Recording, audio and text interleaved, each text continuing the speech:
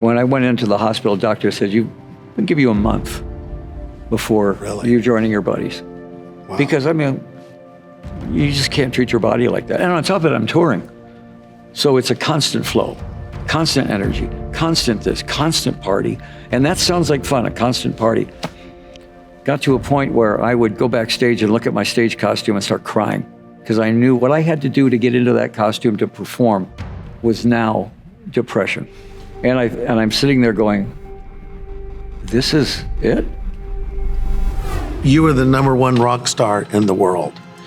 And it started with your first hit, 18. Yeah. You were in multiple bands. You started out in a band called the Earwigs. Right. But that hit changed everything. So you're in a car, I think maybe with some of your bandmates, and you hear your song 18 on the radio for the first time. What was that like? We were the band that wasn't supposed to ever have a hit. Yeah.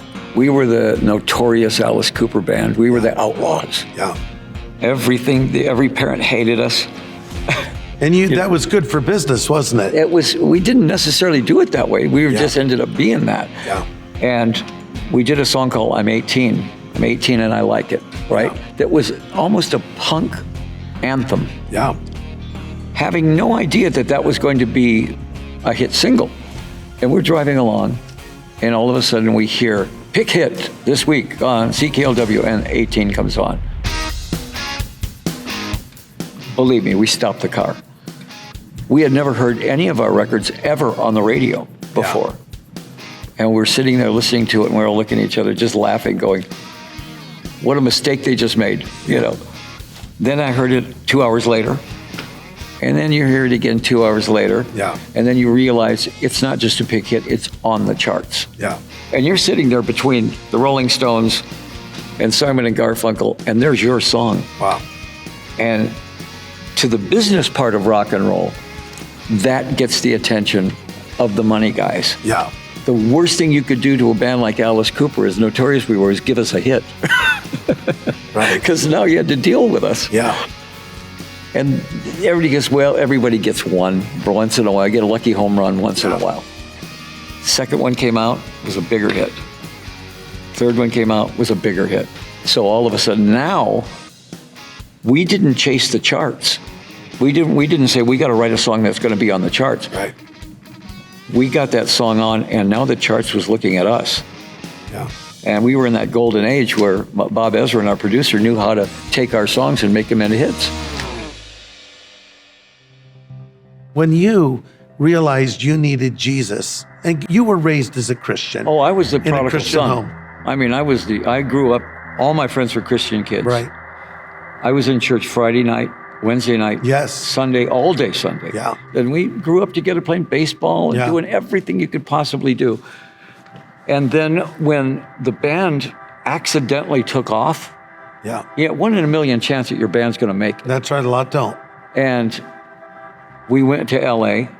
We were at that golden time when we came along with something that everybody wanted. Yeah. We were not peace and love. We were the other side. Yeah. We were the darker side. But there was a sense of humor to it. Yes. And people started getting the sense of humor that this dark vaudeville was pretty funny. Yeah. It had both things in it. Yeah. I went as far away as you could get. Yeah. I became the poster boy for what was wrong. The 700 Club was burning my albums. Said, this is the worst person you could ever possibly. Did you like it at the time when that happened? We were laughing. I almost wanted to go on the show on the 700 Club and go, okay, what book do you want to talk about in the Bible? Because I grew up in the Bible. You could have given them a run for their money. But I went as far away as I could. Became an alcoholic. Didn't realize I was going to become an alcoholic. You were just drinking beer with the boys. Every day. Different was that they could stop, I couldn't. And that beer was constant now.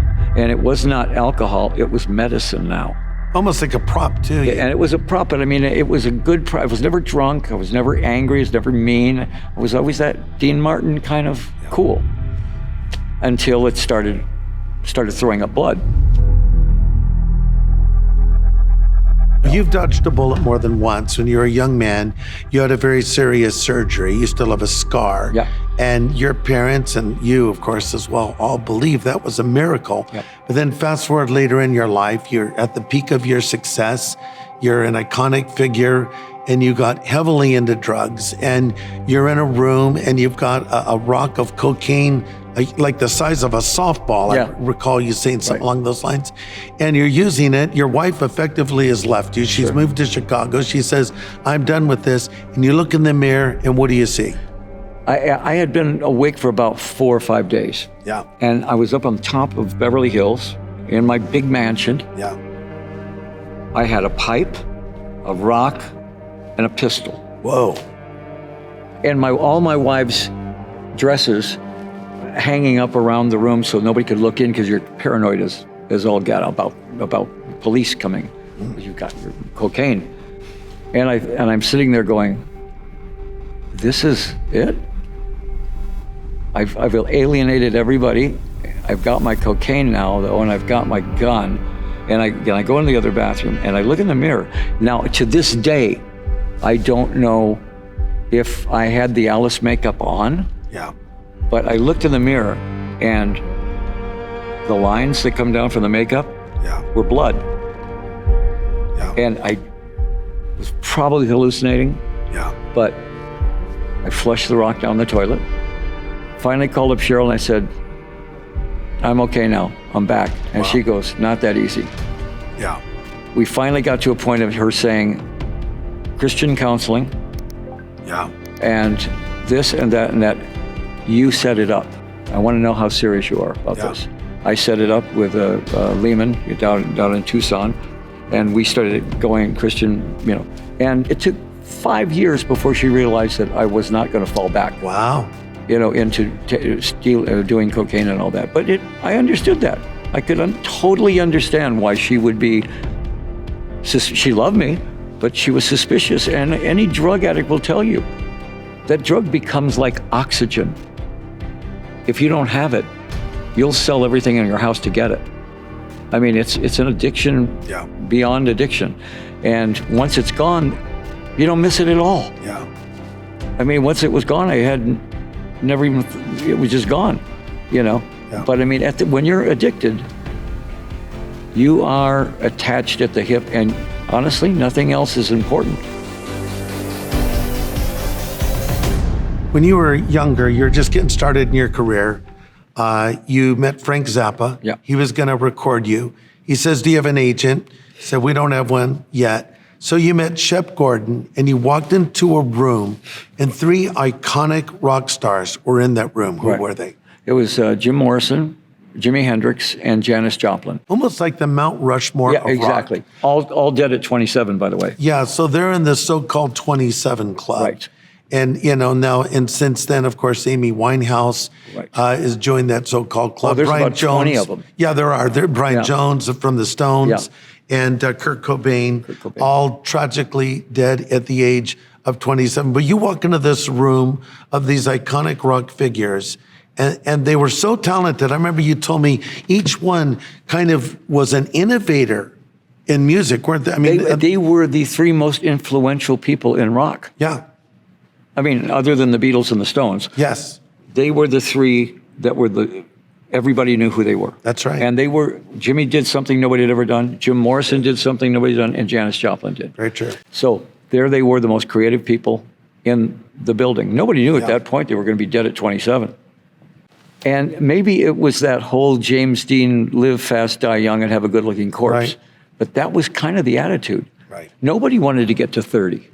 Yeah, When I hit 30, I went, I'm washed up. yeah, Nobody ever thought past 30. no.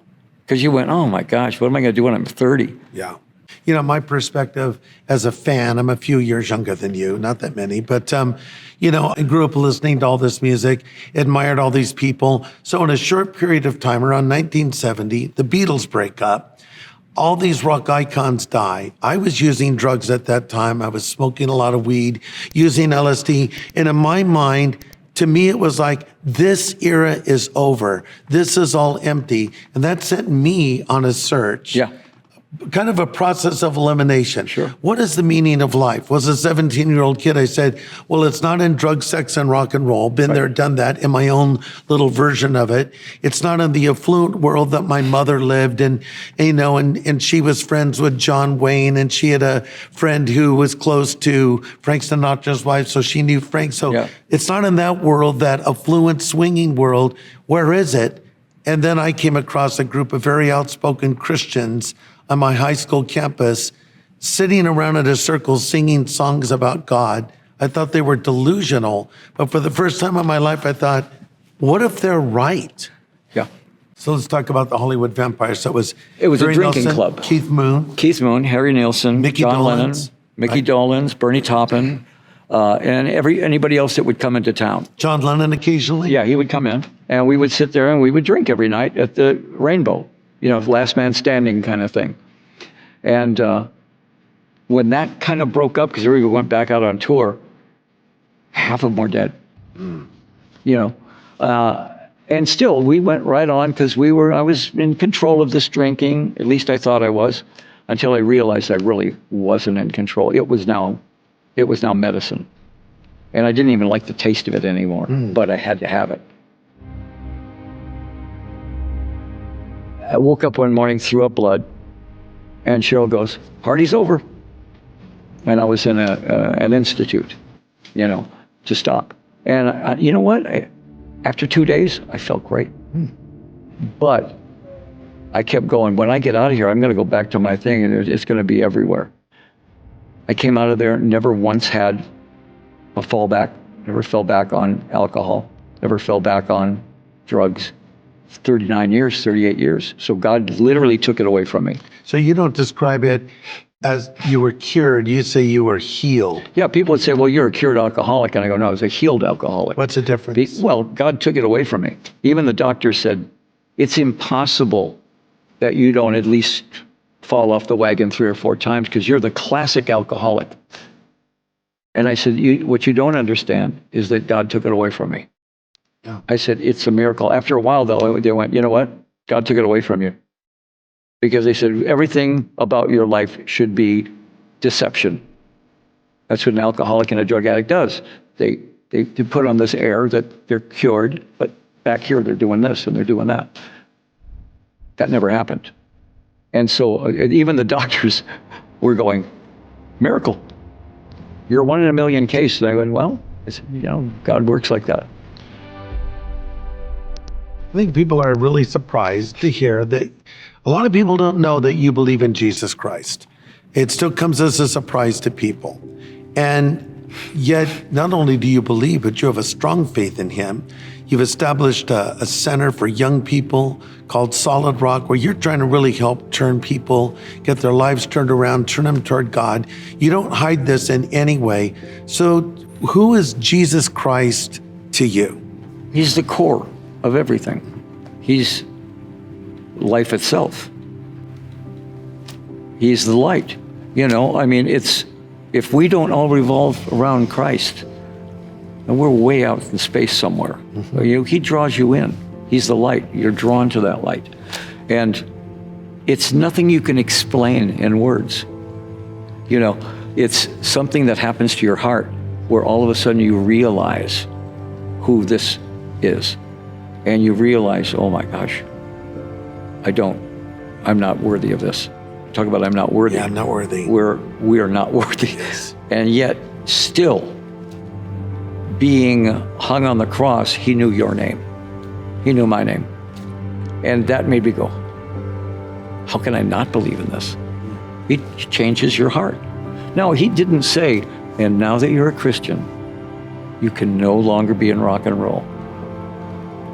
His plan was, now you're a Christian, go be in a rock and roll band, but follow me.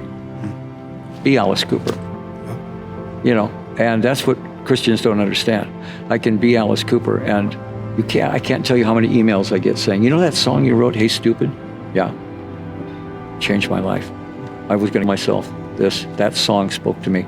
Some of the songs that don't make any sense at all, they go, I turned to Christ because of that song. And I go, that song? What? It spoke to them differently.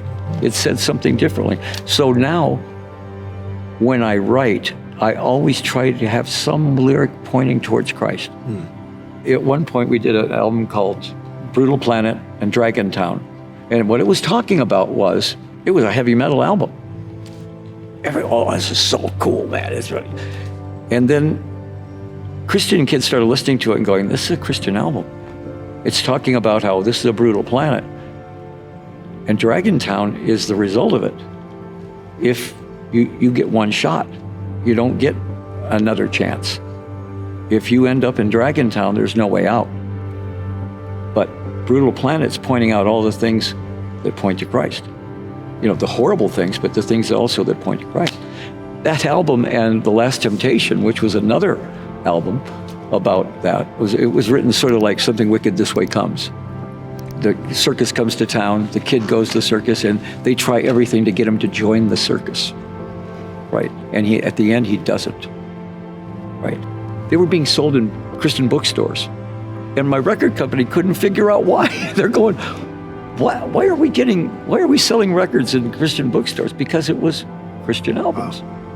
You know, 2 or 3 of my songs were used like in choirs. You know, that a song like "I Am Made of You," "Salvation." There's on these stories, you know, a murder mystery. But there's a song called "Salvation," how the murderer is going, "Is there any chance for salvation?" I guess. Well, that's the song that. So you did all these horrible things, but yeah, there is a chance for salvation. It's an amazing thing that, you know, people chase after these things. Young people today, you know, a poll was taken among them and they said, what do you want more than anything else? And they said to be rich and famous. And Andy Warhol, who you knew, once made his statement, it's attributed to him at least. Yeah. One day everyone will be famous for 15 minutes, right. Something along those lines. Like that. And today, that literally is true for some people. Yeah. Suddenly you're famous online because you posted this video that went viral. You become a so-called influencer. And this is their whole goal in life, chasing after fame. But look, you've been there, you've done that, you've bought the t-shirt. In fact, you've been the t-shirt. And you're saying that what you're really looking for is God. Am I hearing you right? If that's not your final goal, and that should be the most important goal. Right. Everything else is secondary. Everything else is thirdary. Everything, you know, I always said this before, and a lot of people don't like the statement, but if I were going to put what's important to me in order, Alice Cooper would be about 5th. Yeah. Once you've answered that knock, yeah, and once you've committed to that, and once you start realizing how merciful that we've been treated, yes, and you know, and how much grace we've been given. You said there's like Alice Cooper on your list is like 4th down on the list. What's number 1, 2, 3? Well, I think your relationship with Christ is the number one thing. And of course, your family.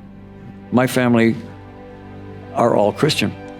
You know, my wife is just, I mean, she's like walking in a Bible herself. And yet she plays Mademoiselle Guillotine on stage, and she plays all these characters.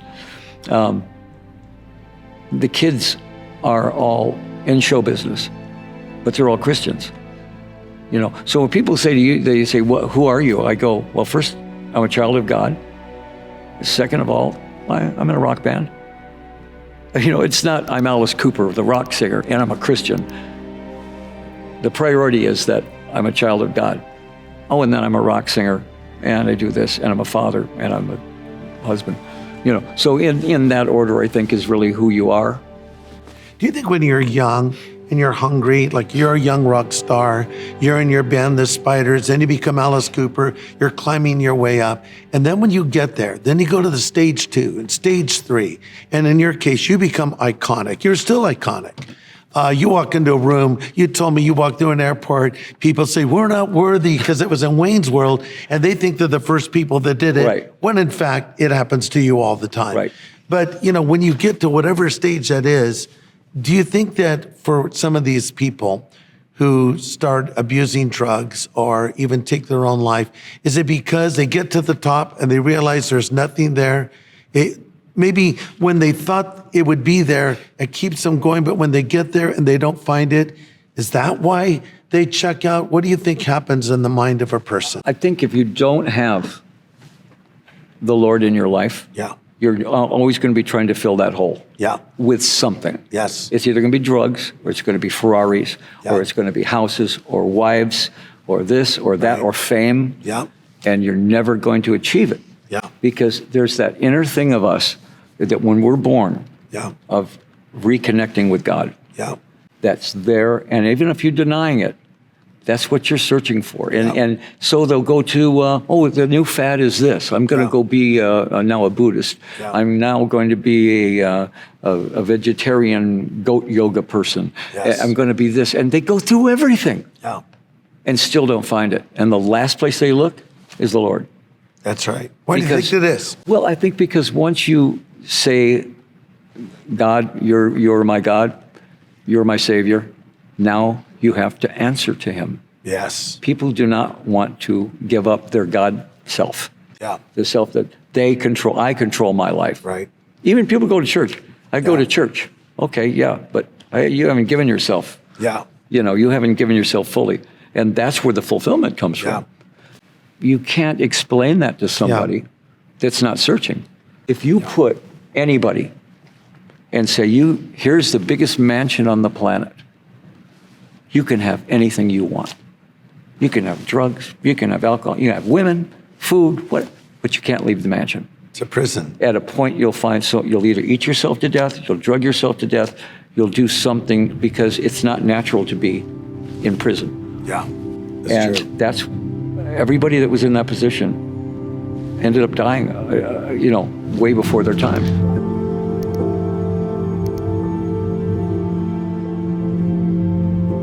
I became an alcoholic and a drug addict for a good reason. I didn't know it was a good reason, but I didn't know God was going to use it. Yeah. I can now go into a place and talk to kids about drugs and alcohol, and they can't say, well, what do you know about it? Yeah, you've been there. I did everything, Yeah. okay? I've been there. I almost died from everything that I did. I can speak from experience now. I think God used my alcoholism and my drug addiction and said, yeah, you're going to go through this, but it's going to be something I can use later. Yeah. And I sit here and I go, I have no idea why he let me live, Yes.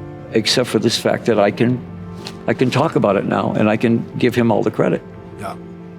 Our setback can turn into a setup, and God can use it, and you speak from experience. I mean, the Apostle Paul was a brilliant orator and communicator, but in almost every time he spoke, he just told a story. Yeah. And there's power in a story, and you have one of the most amazing stories I've ever heard. So maybe there's a young person right now watching, and they're almost where you were, or maybe they are where you were when you were in that room and you had the dresses up, blocking out the windows, and you're at the end. You've got a rock of cocaine, you've got a gun, and what would you say to that person right there? Here's what you need to do. For one thing, I don't know one drug addict that ever said, what a great idea. I don't know one alcoholic or one in rock and roll or in movies or anybody you've ever heard of that said, good idea. It's the most unfulfilling thing there is. And yet, Satan uses it pretty well because it's a thrill. What do you got? What do you got to lose? Here's a thrill. I would say to him, and kids are smarter now than they used to be. Unfortunately, their world is more dangerous now. When we were kids, if you got in a fight, you got a black eye, bloody nose, and next day, a little respect. Now, somebody might drive by your house with a machine gun. When we were kids, if you got in trouble with a girl, you got a penicillin shot. Now you die. The ante's up on everything. So these kids have got to be smarter. And I think kids can look at our drug problems and go, I don't really want to get involved in that. My thing I would say to them is, when you hear that knocking at the door, answer the door. If the Lord is knocking at your door, answer it. It's the best thing that you could ever do. And you can avoid all this insanity, I think Jesus summed it up perfectly when he said, the thief, speaking of Satan, comes to steal, kill, and destroy.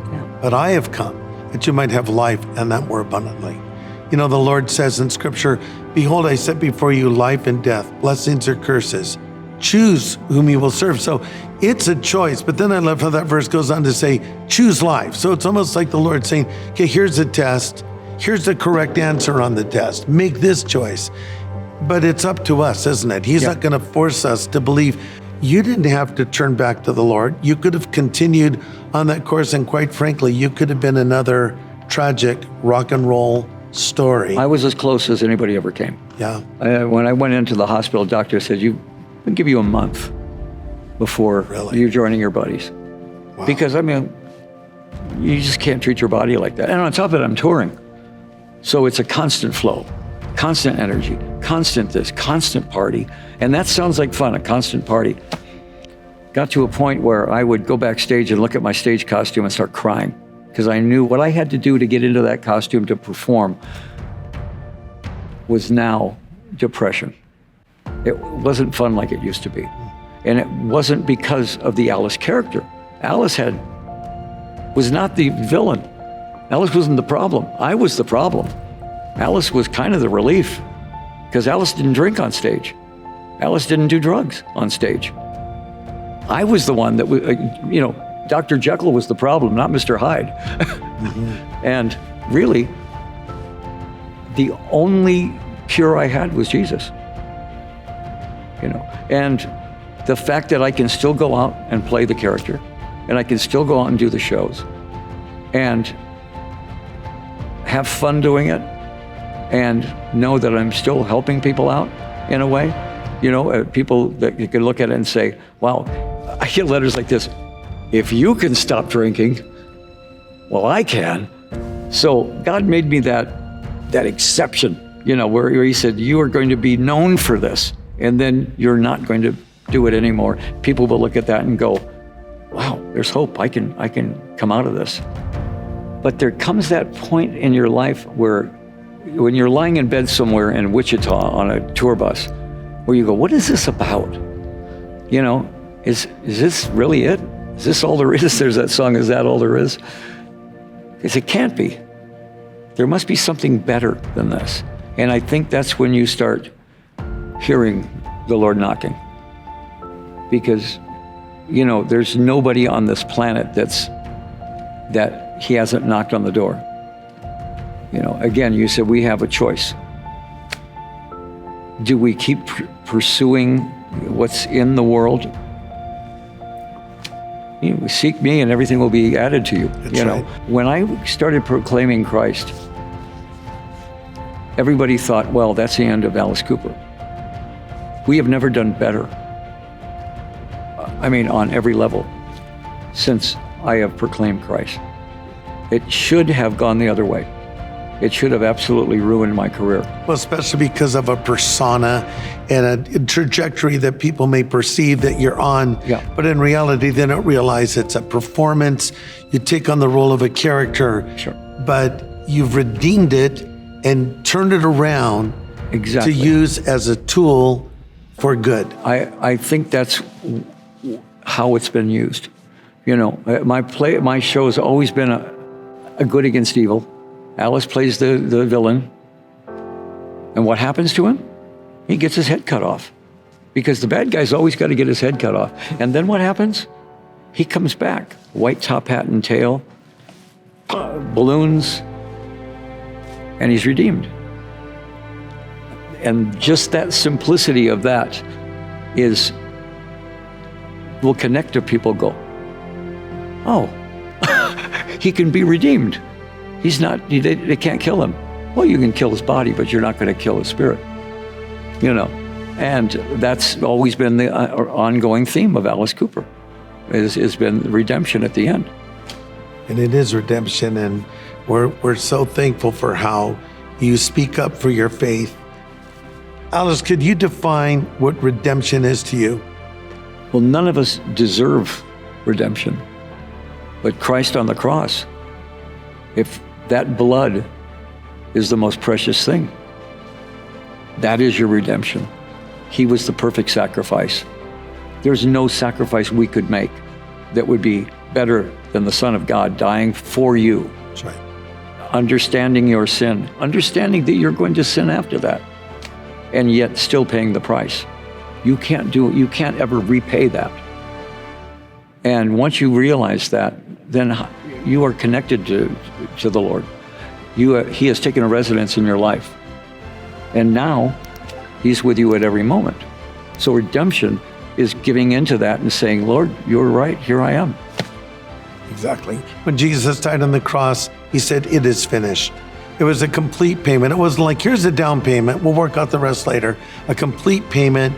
And the word finished is interesting. It comes from a single word, tetelestai, which means it's completed, it's accomplished, it's done. Yes. You know, like the old song says, Jesus paid it all. Yeah. All to him I owe. Yeah, that's true. There's no way of repaying God back except for acceptance. And again, we go and we live this life and we're in an everyday situation where everything comes at us in a million ways. How do you deal with it? Well, you lean on Christ.